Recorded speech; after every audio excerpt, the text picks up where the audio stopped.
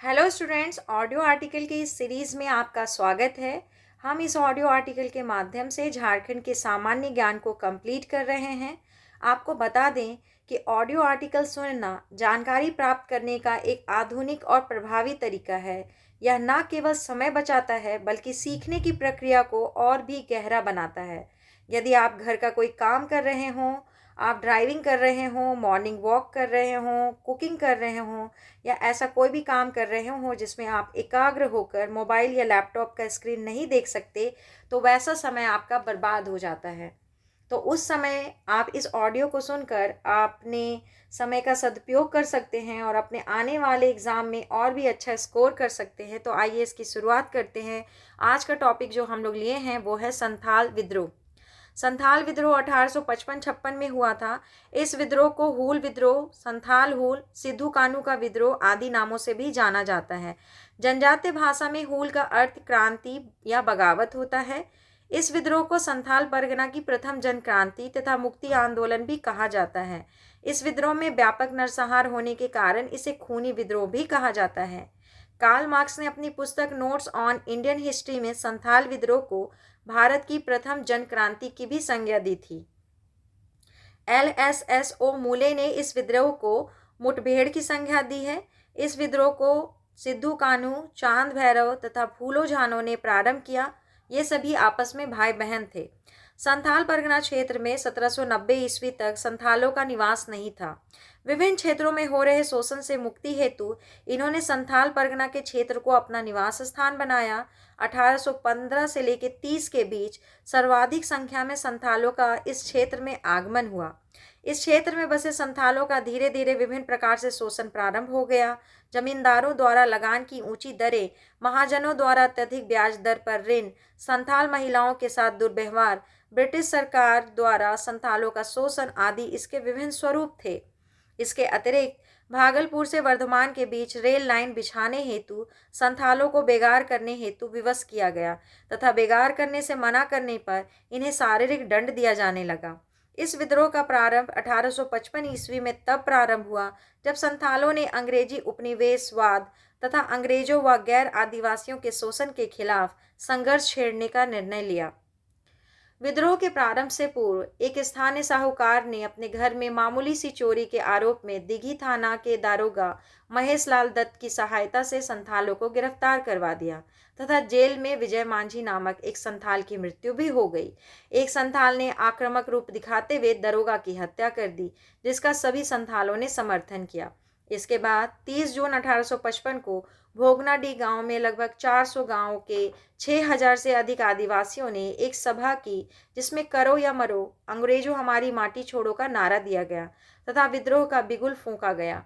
इस सभा में सिद्धू को राजा, कान्हू को मंत्री, चांद को प्रशासक तथा भैरव को सेनापति नियुक्त किया गया। इस सभा में सिद्धू कान्हू ने यह घोषणा की कि भगवान ने उन्हें निर्देश दिया है कि आज़ादी के लिए अब हथियार उठा लो।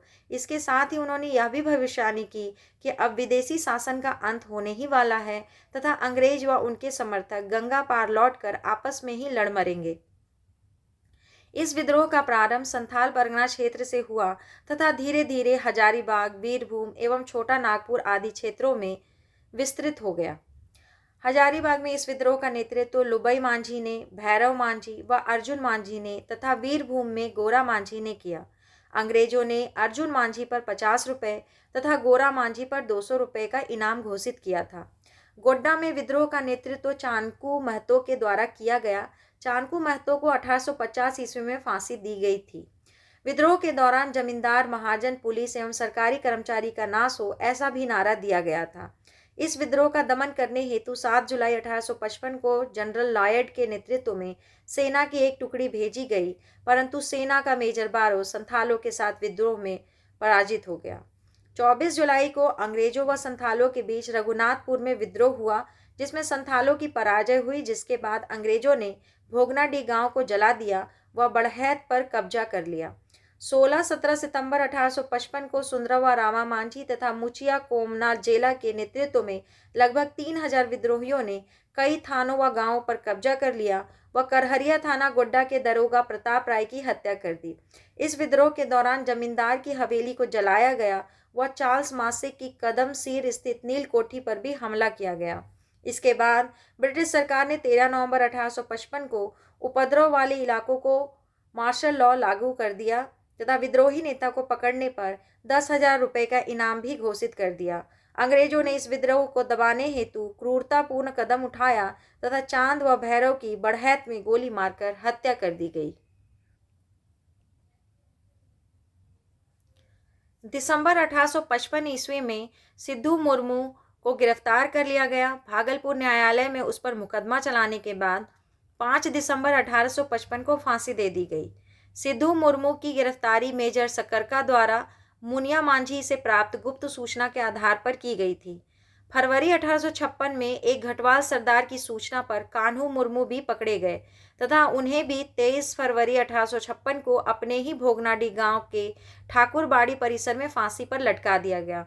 इस विद्रोह को दबाने में अंग्रेजी अधिकारी कैप्टन अलेक्जेंडर, लेफ्टिनेंट थॉमसन एवं लेफ्टिनेंट रीड ने महत्वपूर्ण भूमिका निभाई। इस विद्रोह में 50,000 से अधिक संथाली पुरुष महिलाओं ने भागीदारी की, जिसमें से 15,000 से अधिक लोग मारे गए। अंग्रेजों ने इस विद्रोह के दौरान संथाल विद्रोहियों से बचाव हेतु पाकुड़ में मार्टिलो टावर का निर्माण कराया था।